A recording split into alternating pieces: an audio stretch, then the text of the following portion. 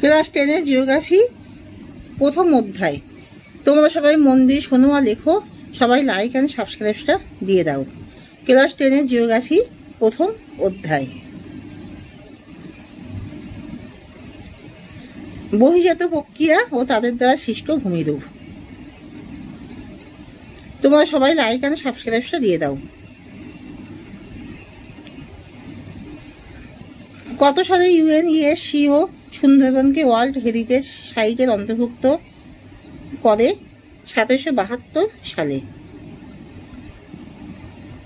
The physics of blown sand and desert dunes গ্রন্থটির রচয়িতা কে? ব্যাকনন্ড। বয়জাফল একা গ দন্তান্ন মধ্যে নয় রয়।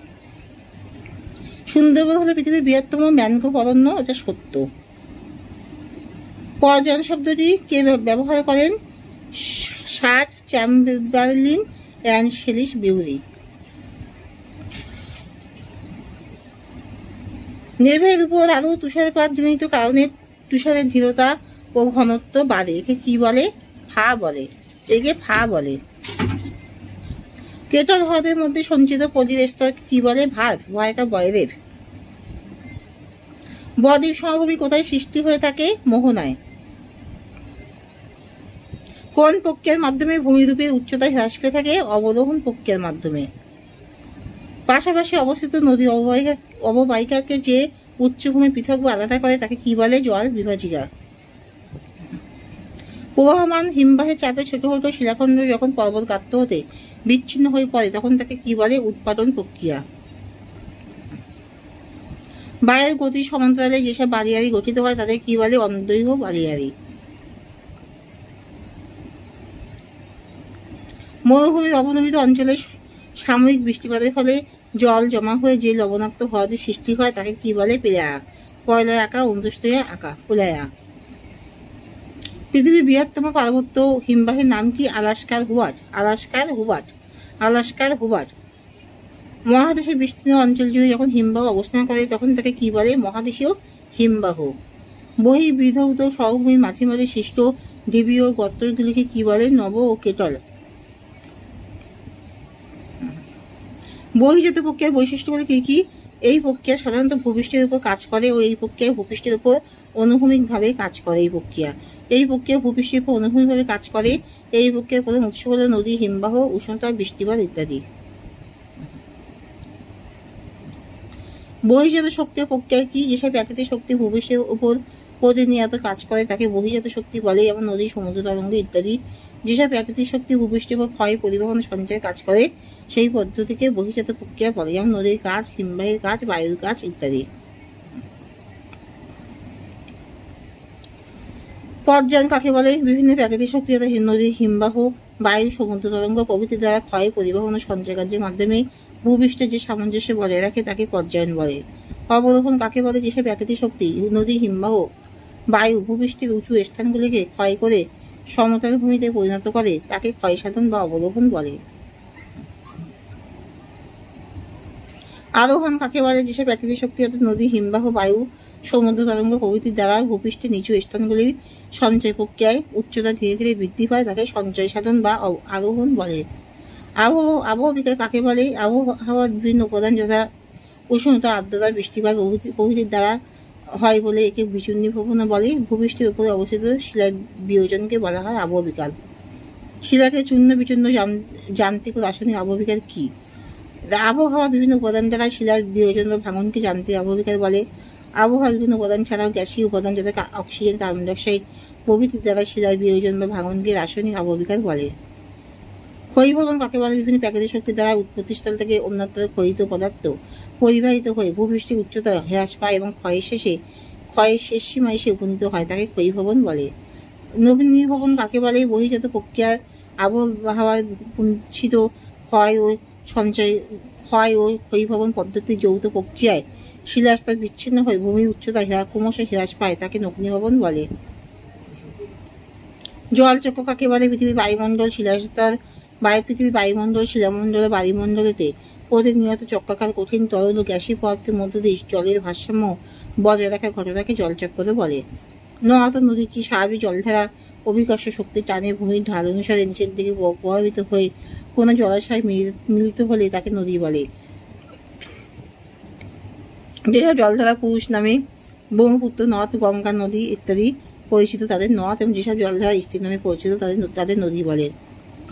নদী উপত্যকা ও নদী অববাহিকা কাকে বলে? নদীর উৎস থেকে মোহনা পর্যন্ত গতিপথে দুপাশে দীর্ঘ ও সংকীর্ণ নিম্নভূমির মাঝ বরাবর যে জলধারা প্রভাবিত হয় তাকে নদী উপত্যকা বলে। ধারণ অববাহিকা কাকে বলে? যখন কোনো একটি প্রধান নদী ও তার উপনদী সমূহ পর্বত মালভূমির যে সকল অঞ্চল থেকে জল নিয়ে এসে প্রভাবিত হয়, অর্থাৎ অসংখ্য উপনদী সহ প্রধান নদীর অববাহিকাকে ধারণ অববাহিকা বলে। জল বিভাজিকা কাকে বলে? পাশাপাশি অবস্থিত নদী অববাহিকাকে যে উচ্চভূমি পদস্পর থেকে আলাদা করে তাকে জল বিভাজিকা বলে। যেমন মধ্য এশিয়ার পার্বত্য অঞ্চল বিশ্বের বৃহত্তম জল বিভাজিকা। নদীর ষষ্ঠ খাতের সূত্র কি? নদীর গতিবেগ দ্বিগুণ বৃদ্ধি পেলে তার বহন ক্ষমতা বৃদ্ধি পায়। নদীর গতিবেগের সঙ্গে তার বহন ক্ষমতার আনুপাতিক সম্পর্ককে নদীর ষষ্ঠ খাতের সূত্র বলে। আদর্শ নদী কাকে বলে? যে নদীর গতিপথে উচ্চগতি, মধ্যগতি, নিম্নগতি এই তিনটি প্রবাহ সুস্পষ্টভাবে লক্ষ্য করা যায় তাকে আদর্শ নদী বলে। যেমন গঙ্গা, সিন্ধু, নীল, আমাজন, মিসিসিপি নদী প্রভৃতি। ক্যানিয়ন কাকে বলে? শুষ্ক মরু অঞ্চলে বৃষ্টিপাতের অভাবে পার্শ্বক্ষয় একেবারে হয় না বললেই চলে। এই অঞ্চলে আকৃতির নদী উপত্যকা অত্যন্ত গভীর ও সংকীর্ণ নলের মতো আকৃতি বিশিষ্ট হয়। এই ভূমিরূপকে ক্যানিয়ন বলে, যেমন গ্র্যান্ড ক্যানিয়ন। খরস্রোত কাকে বলে? নদীর গতিপথে কোথাও কোথাও কঠিন ও কোমল শিলা উল্লম্বভাবে অবস্থান করলে নদীর ক্ষয়কার্যের ফলে কোমল শিলা ক্ষয় পেয়ে সিঁড়ির মতো ধাপে ধাপে নেমে আসে। এই সিঁড়িগুলিতে ছোট ছোট জলপ্রপাতের সৃষ্টি হয়, এগুলোকে বলা হয় খরস্রোত। প্রপাত ও কূপ কাকে বলে? প্রপাতের পাদরে সেই প্রবল জলস্রোত ও প্রস্তরখণ্ডে আঘাতে বুদবুদ ক্ষয়ের মাধ্যমে যে কূপের মতো গর্তের সৃষ্টি হয় তাকে প্রপাত ও কূপ বলে। খাড়ি বদ্বীপ কাকে বলে? নদীর নিম্নগতিতে বদ্বীপহীন প্রশস্ত নদী মোহনাকে খাড়ি বলে। নদীবাহিত বিভিন্ন পদার্থ মোহনায় সঞ্চিত হয়ে মাত্রাহীন বয়ের মতো যে ভূমিতে গঠিত হয় তাকে বদ্বীপ বলে। ঝুলন্ত উপত্যকা কি? প্রধান নদীর সাথে ছোট ছোট উপনদী এসে মিলিত হয়, ঠিক সেই রূপ প্রধান হিমবাহের সাথে ছোট ছোট হিমবাহ মিলিত হতে থাকে। প্রধান হিমবাহ বিরল হওয়ায় তার উপত্যকা ক্ষুদ্রাকার হিমবাহের উপত্যকা অপেক্ষা অধিক গভীর হয়। পরে উপত্যকা সরে গেলে ক্ষুদ্রাকার উপত্যকা হিমবাহ থেকে মনে হয় যেন প্রধান হিমবাহের উপর ঝুলছে, একে ঝুলন্ত উপত্যকা বলে। কর্তৃত্ব ষোলশিরা কাকে বলে? হিমবাহের ক্ষয়কার্যের ফলে উচ্চ পার্বত্য অঞ্চল থেকে ষোলশিরাগুলি অগ্রভাগ কেটে খাড়া ঢালে পরিণত হলে তাদের কর্তৃত্ব শৈলশিরা বলে। হিমধ্বনি কি? পার্বত্য অঞ্চলের উৎপাদন অবঘর্ষণের প্রভাবে হিমবাহ উপত্যকার তলদেশ অত্যন্ত প্রশস্ত হয় এবং পার্শ্বদেশ মসৃণ এবং খাড়া ঢালযুক্ত হয়।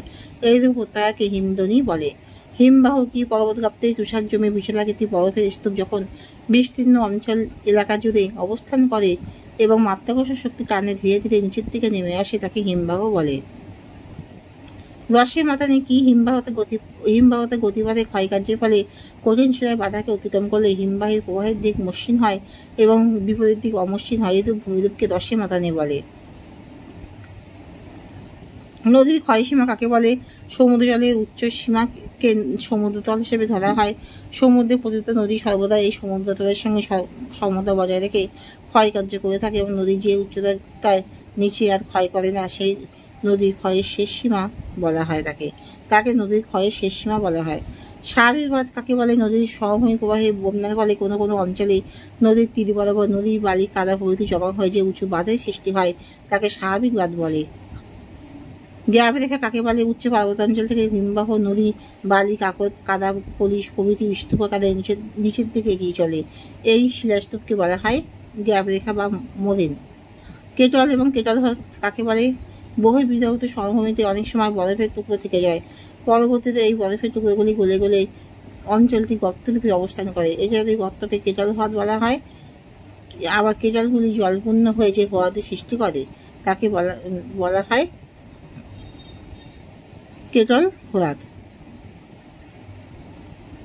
তাহলে এই গর্তগুলিকে কেটল বলা হয়, আবার কেটলগুলি জলপূর্ণ হয়ে যে হ্রদের সৃষ্টি করে তাকে বলা হয় কেটল হ্রদ। এদিকে কি? হিমবাহের ঘর্ষণের ফলে সৃষ্ট হওয়া পাশাপাশি দুই স্মারকের মাঝখানে যে খাড়াই শৈলশিরা অবস্থান করে তাকে এদিকে বলে। পিরামিড চূড়া কাকে বলে? পর্বতের গায়ে ক্রমাগত ক্ষয়কার্যের ফলে যখন বিভিন্ন দিক থেকে 3-4টি সাধকের সৃষ্টি হয় তখন তার মাঝখানে খাড়াই চূড়াটি পিরামিডের মতো আকৃতি বিশিষ্ট হয়। এই হিমবাহী ক্ষয়কার্যের ফলে সৃষ্ট পিরামিডের মতো আকৃতি বিশিষ্ট পর্বত চূড়াকে পিরামিড চূড়া বলে। মরু উদ্যান কাকে বলে? মরু অঞ্চলে দীর্ঘদিন ধরে অপসারণ ক্ষয়কার্যের ফলে অবনমিত স্থানের সৃষ্টি হলে সেই অবনমিত স্থানে জল জমে যে হ্রদের সৃষ্টি হয় তাকে মরু উদ্যান বলে। নদীর মোহনায় বদ্বীপ কেন গড়ে ওঠে? নদীর মোহনায় বদ্বীপ গড়ে ওঠার কারণ নদী সারা বছর মোহনায় প্রচুর পলির সঞ্চয় ঘটায়। নদীর মোহনায় মৃদু সমুদ্র সৌধ জোয়ার ভাটা লক্ষ্য করা যায়। নদীর মোহনায় মহিষপানের গভীরতা কম লক্ষ্য করা যায়। নদীর মোহনা জলের গতিবেগ কম হয়। উচ্চ গতিতে বা পার্বত্যাঞ্চলে নদীর ক্ষয়কার্যের প্রাধান্য লক্ষ্য করা যায় কেন?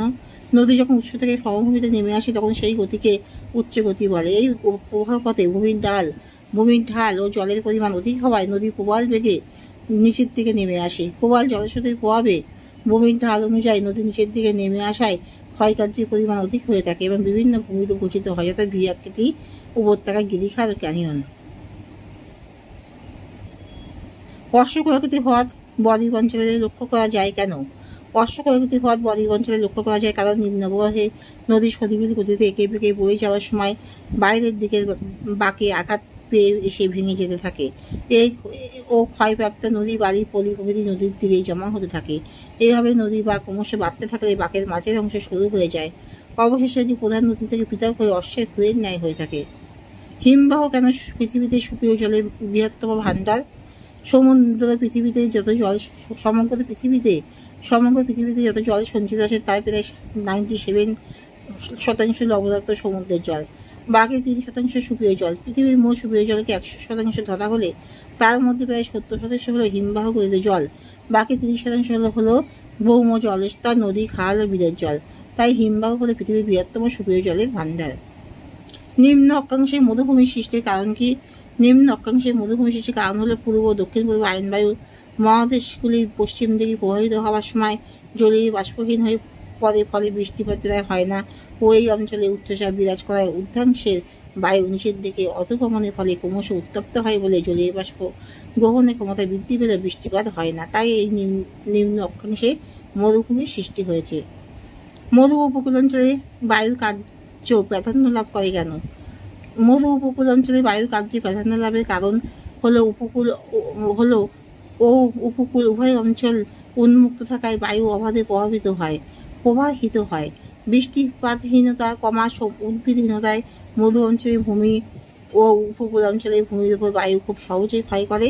স্থলভাগ ও জলভাগের মধ্যে বায়ু সারা বছর প্রবাহিত হওয়ায় মরু উপকূল অঞ্চলে বায়ুর কাজে প্রাধান্য লক্ষ্য করা যায়। মরু অঞ্চলে প্রসারের কারণ কি? মরু অঞ্চলে প্রসারণের প্রধান উপাদান হলো উন্নয়ন। যান্ত্রিক আবহবিকারের আধিক্য থাকায় শিলাচূর্ণ, বালিরাশি বায়ুর দ্বারা বাহিত হয়ে সমগ্র এলাকাকে ঢেকে দেয় এবং পরবর্তীতে মরুভূমিতে পরিণত হয়। নাগরাপদায়ন ও শিল্পায়নের ফলে বনভূমি কাটা হচ্ছে, আর ফলে মরু অঞ্চলে সম্প্রসারণ হচ্ছে। অনিয়ন্ত্রিত পশু চারণের ফলে ক্রমাগত মরু অঞ্চলে সম্প্রসারণ হচ্ছে।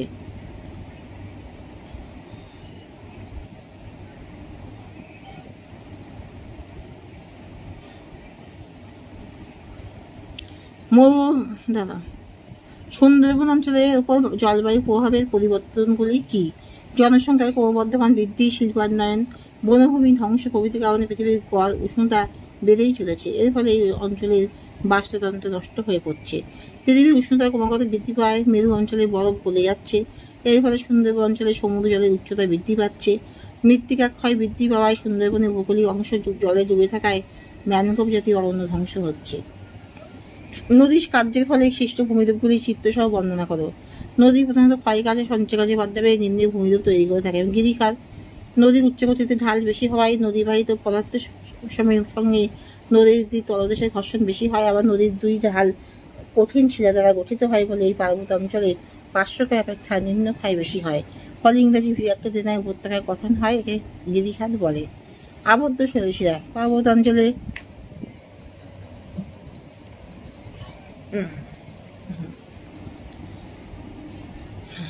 পার্বত্য অঞ্চলে নদী চলার পথে কঠিন শিলা অবস্থান করায় নদী এঁকে বেঁকে চলতে শুরু করে। এর ফলে নদীর একটি পার অপর একটি পারকে আড়াল করে রাখে। ফলে নদীর গতিপথ সোজাসুজি বেশি দূর দেখা যায় না। পার্বত্য অঞ্চলে নদীর এইরকম পার্কে শৃঙ্খলিত শৈলশিরা বলে। জলপ্রপাত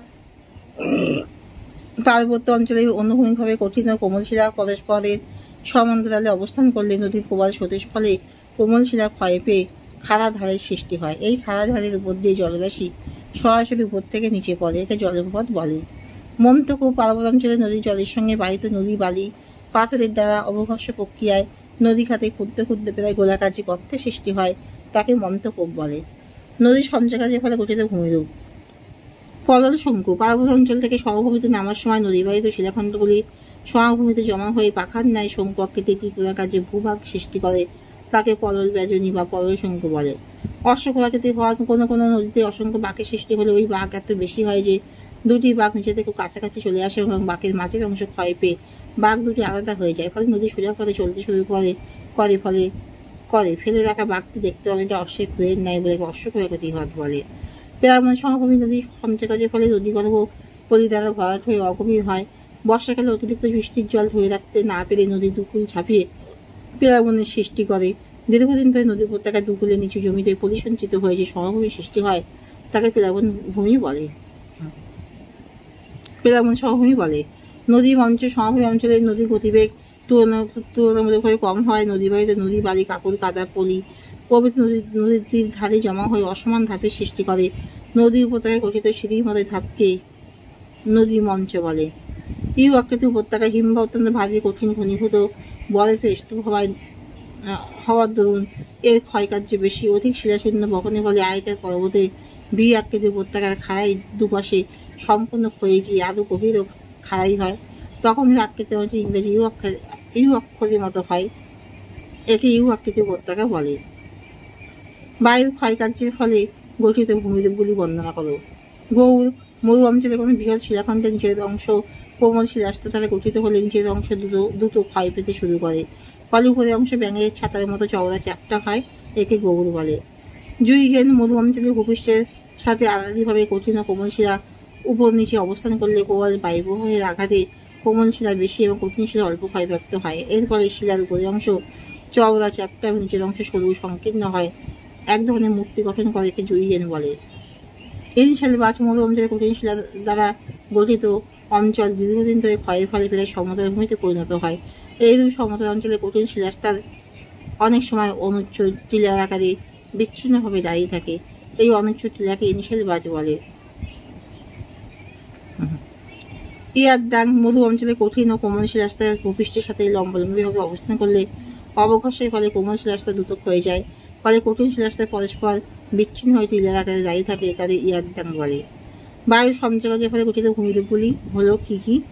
বাখান মরু অঞ্চলে বায়ু সঞ্চয়কাজের ফলে গঠিত বালিয়ারির মতো দেখতে অনেকটা অন্ধ চন্দ্রাকৃতি হয়। এর প্রতিবাদ ঢাল উত্তল এবং অনুবাত ঢাল অবতল আকৃতির দিকে বাখান বলে। শিব বালিয়ারি মরু অঞ্চলে বায়ু সঞ্চয়কাজের ফলে বায়ুপ্রবাহের সমান্তরালে গঠিত বালিয়ারি আকৃতি তলোয়ারের মতো লম্বা ও সামান্য বাঁকা প্রকৃতির হয়, তাকে শিব বালিয়ারি বলে। লোয়েস সমভূমি জার্মান শব্দ লোয়েস কথার অর্থ সূক্ষ্ম পলি। অতি সূক্ষ্ম বালুকণা মাটির কণা বায়ুর দ্বারা পরিবাহিত হয়ে কোনো নিচু স্থানে জমা হয়ে যে সমভূমি গঠন করে তাকে লোয়েস সমভূমি বলে। হিমবাহ জলধারায় মিলিত কার্যের ফলে গঠিত ভূমিরূপগুলি হলো কি কি? হিমবাহ জলধারায় মিলিত কার্যের ফলে গঠিত ভূমিরূপগুলি বর্ণনা করো। বহির্বিধৌত সমভূমি হিমবাহগুলিতে জলে যখন গ্যাপ রেখায় প্রান্তরাশি দিয়ে চুইয়ে নিচের দিকে প্রভাবিত হয় তখন হিমবাহগুলিতে জলের মধ্যে থাকা সূক্ষ্ম সূক্ষ্ম বালুকরাশি ও কর্দমকণা গ্যাপ রেখায় প্রান্তভাগে সঞ্চিত হয়ে যে বিশাল সমতলভূমি সৃষ্টি করে তাকে বহির্বিধৌত সমভূমি বলে। ড্যামলিন বহির্বিধৌত সমভূমির উপরে হিমবাহ দ্বারা বাহিত নুড়ি বালি কাদা পলি প্রভৃতি সঞ্চিত হয়ে উল্টানো নৌকা বা চামচের মতো যে ভূমিরূপ তৈরি করে তাকে ড্যামলিন বলে। কেমস্কার হিমবাহ বাহিত নুড়ি বালি কাদা প্রভৃতি জমা হয়ে যে ত্রিকোণাকার দ্বীপের ন্যায় যে ভূমিরূপ গঠন করে তাকে কেম বলে। কেটল হ্রদ বহির্বিধৌত সমভূমিতে অনেক সময় বরফের টুকরো থেকে যায়, পরবর্তীতে সেই বরফের টুকরোগুলি গলে গলে অঞ্চলে গর্তরূপে অবস্থান করে। এই জাতীয় গর্তকে বলা হয় কেটল। আবার কেটল যখন জলপূর্ণ হয়ে যে হ্রদের সৃষ্টি করে তাকে কেটল হ্রদ বলে। মরু অঞ্চলে বায়ু ও জলধারায় মিলিত কার্যের ফলে যে গঠিত ভূমিরূপগুলি আছে তা বর্ণনা করো। অধিক উষ্ণ মরু অঞ্চলে হঠাৎ বৃষ্টিপাত হলে বৃষ্টির জলের দ্বারা মরু নদী খাত সহ চারিদিকে জল প্লাবিত হয়, কিন্তু বৃষ্টি থেমে গেলে কিছুক্ষণের মধ্যে জল পুরোপুরি শুকিয়ে গিয়ে নদী খাতগুলি পুনরায় শুষ্ক অবস্থায় পড়ে থাকে। উষ্ণ মরু অঞ্চলে এই শুষ্ক নদী খাতকে বলে ওয়াদি। বাজারা শুষ্ক মরু অঞ্চলে পর্বতে পাদদেশে অস্থায়ীভাবে জলের ধারায় বাড়িতে নদীর বাড়ি কাদা পলি সঞ্চিত হয়েছে অসমান ঢালু ভূমিরূপ সৃষ্টি করে, তাকে বাজারা বলে।